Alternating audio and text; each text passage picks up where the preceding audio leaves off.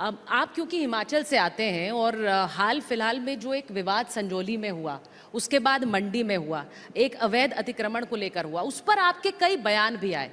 अब उन बयानों पर भी बहुत सी प्रतिक्रिया, आप कांग्रेस पार्टी का जिक्र कर रहे थे, उनकी आई। मैं आपसे सीधे पूछूंगी कि आपके क्या वो बयान विभाजनकारी नहीं है? क्योंकि कांग्रेस पार्टी कहती है आप लोग सत्ता में थे, आपने वहां पर अवैध अतिक्रमण होने दिए, अब आप सत्ता में नहीं है वहां पर, तो आप सीधे ठीकरा फोड़ रहे हैं। हटाने के लिए किसने मना किया है? आप खुलकर कह रहे हैं सब हटा देना चाहिए।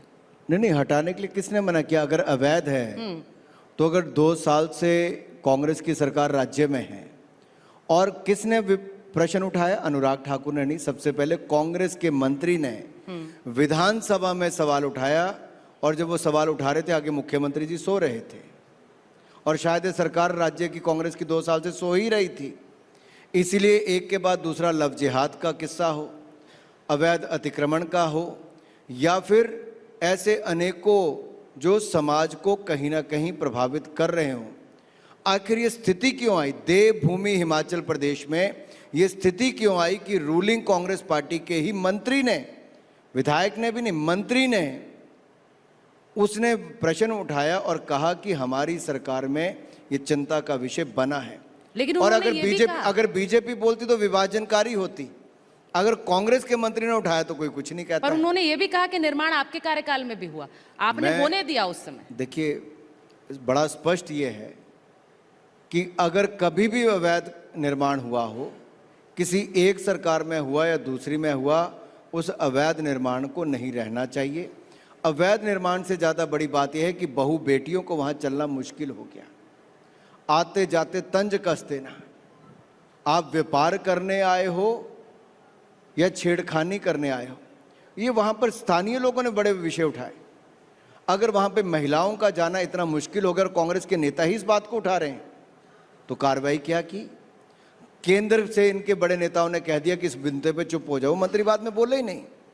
इनके दूसरे मंत्री ने कहा कि हम कुछ करने वाले हैं, तब उन पे प्रश्न चिन्ह खड़ा कर दिया। जब उन्होंने कहा कि योगी आदित्यनाथ जी की सरकार ने बहुत अच्छा किया, हम भी उसी लाइन पे रेडी पटरी वालों को करने वाले हैं कि वो अपने आगे नेम प्लेट लगाएं और अपना सब कुछ करें, तो उस पर भी कांग्रेस ने कहा कि आपने योगी सरकार की तारीफ की। पीसीबी द्वारा जो छापी गई, अगर राहुल गांधी जी ने कभी उसको खोल के पढ़ा होता तो कभी उस किताब को हाथ में ना लेते।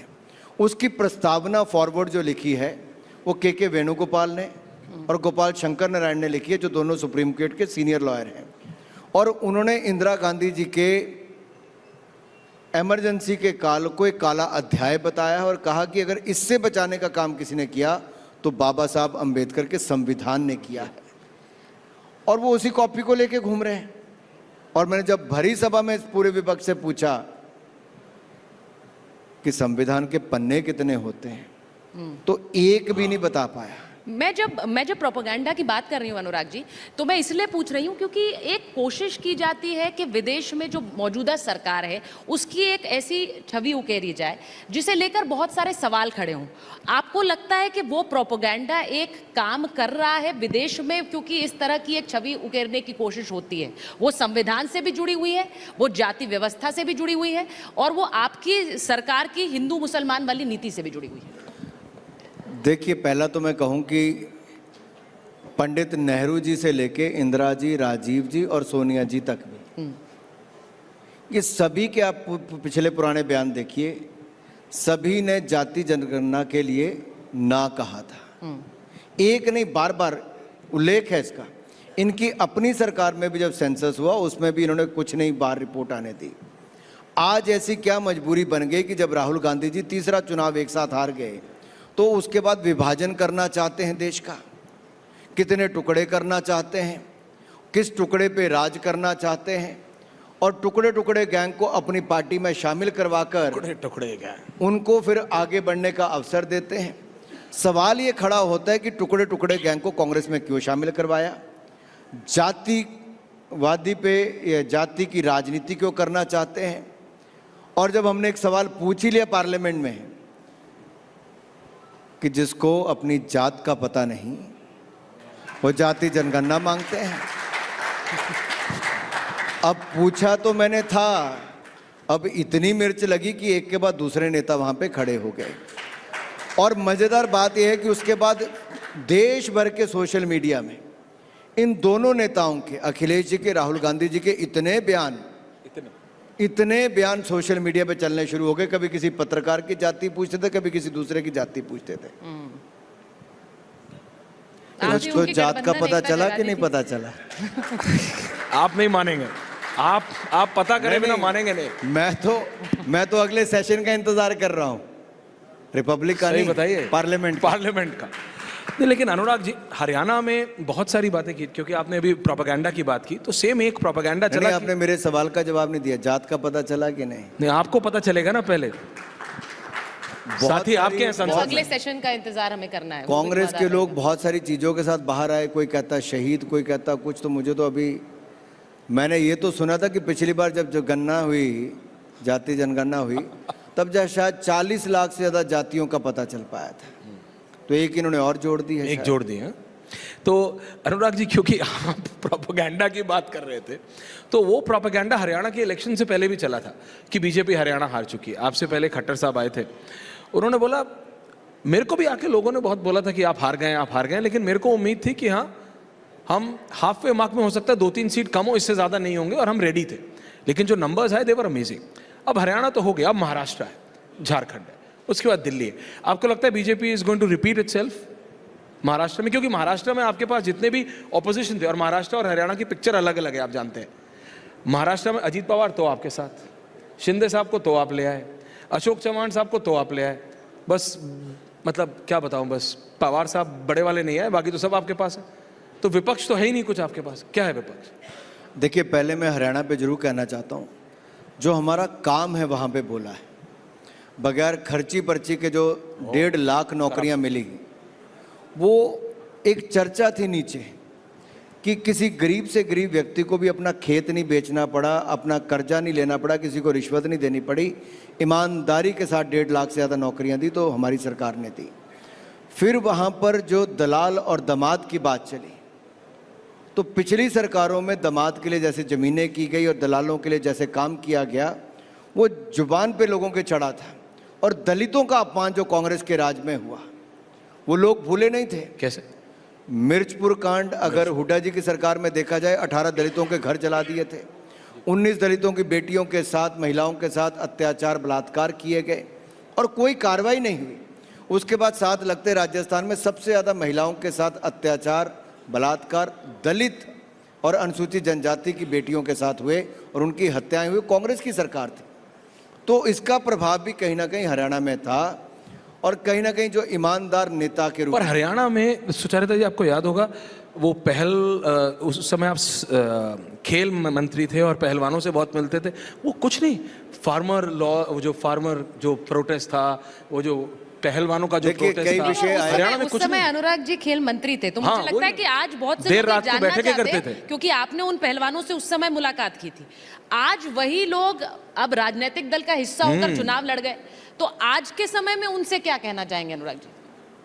मुझे लगता है खिलाड़ियों को राजनीति से दूर रहना चाहिए जब तक खेलते हैं। खेलने के बाद किसी को राजनीति में आना, सबका स्वागत है, किसी पे कोई रोक नहीं है, लेकिन खेल का प्लेटफॉर्म राजनीति के लिए उपयोग नहीं करना चाहिए, मेरा केवल इतना कहना है। जहाँ तक पहलवान, किसान और नौजवान की सबकी बात है, इन सभी पे देखिए अग्निवीर को एक बड़ा विषय वहाँ पे बनाया गया, या फिर किसान आंदोलन की बात की गई, पहलवान की बात की गई।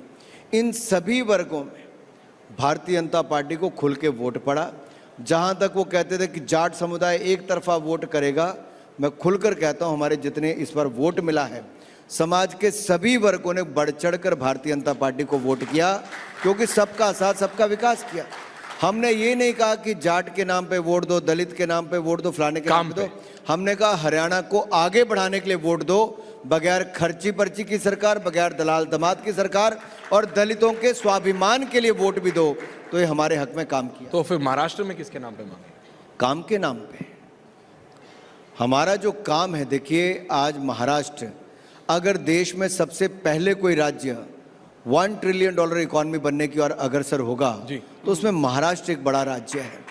और हमारी वहाँ की सरकार ने शानदार काम किया है, गठबंधन की सरकार है, लेकिन बहुत अच्छा तालमेल है। योजनाओं को धरातल पर लागू करने के लिए मैं आपके सामने ऐश्वर्या जी एक छोटा सा उदाहरण देना चाहता हूँ।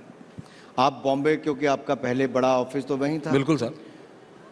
आप कोस्टल रोड देखिए, जी जैसे ही उद्धव ठाकरे की सरकार आई बंद हो गया, मेट्रो का काम बंद हो गया, सड़कों का काम ना के बराबर चला। ये केवल उस समय की इनकी गठबंधन की सरकार, पवार साहब, कांग्रेस और उद्धव ठाकरे जी, ये केवल इसी जुगाड़ में लगे थे कि कैसे सरकार को 5 साल चलाना है। बाकी कामकाज ठप हो गए थे, जनता तंग आ चुकी थी। यहां तक कि उद्धव जी तो अपने विधायकों से भी नहीं मिल पाते थे, तभी तो ये टूट कर आए हैं, नहीं तो कोई कारण ही नहीं था। और आज ये हालत है कि तीनों राजनीतिक दलों के कार्यकर्ता ही नहीं, आम जनता भी मिलना चाहे तो मिल सकती है। और ये प्रोजेक्ट कोस्टल रोड जो कल्पना की थी 1967 में, वो तब नहीं बना, आज हमारी सरकार ने बनाकर पूरा कर दिया। आज महाराष्ट्र को बड़े बड़े प्रोजेक्ट मिले जो शायद कभी सोचा नहीं था। हमारा आज तक का सबसे बड़ा जो पोर्ट है उसके लिए 76,000 करोड़ रुपया मंजूर किया है, तो प्रधानमंत्री नरेंद्र मोदी की सरकार ने उसका काम भी हमने शुरू कर दिया। अनुराग जी, हरियाणा की बात हो रही है, लेकिन हरियाणा एक ऐसा उदाहरण है जिसपे बहुत से लोगों ने, यहाँ जितने लोग बैठे हैं, हमने देखा कैसे एग्जिट पोल्स ने जो कहा सब धराशायी हो गए, कांग्रेस जीत रही थी, हार गई, आप लोग हार रहे थे, आप जीत गए। लेकिन ऐसा ही इससे पहले मध्य प्रदेश में भी हुआ, वहां पर भी जिस तरह से सरकार बनी, छत्तीसगढ़ में कांग्रेस उम्मीद बांध कर चल रही थी उनकी सरकार बनेगी, आपकी सरकार बन गई। मौजूदा समय में बीजेपी सबसे बड़ी पॉलिटिकल पार्टी बन गई है दुनिया की। आपको लग रहा है ये जो जीत है, ये जो एक टर्न अराउंड है, ये आप लोग कैसे कर पा रहे हैं, ये बीजेपी कैसे कर पा रही है? क्योंकि मैं संगठन से जुड़े सवाल भी आपसे पूछना चाहती हूं। देखिए, जनता के बीच में रहना, जनता के लिए काम करना, और भारतीय जनता पार्टी के कार्यकर्ता जो दिन रात एक करके, कोविड के टाइम पे लोग अपने घरों से नहीं निकलते थे, हमारा कार्यकर्ता सड़क पे चल के लोगों को मास्क भी देता था, अनाज भी देता था, खाना भी देता था। दुनिया के किसी राजनीतिक दल ने नहीं किया जो भारतीय जनता पार्टी के कार्यकर्ता ने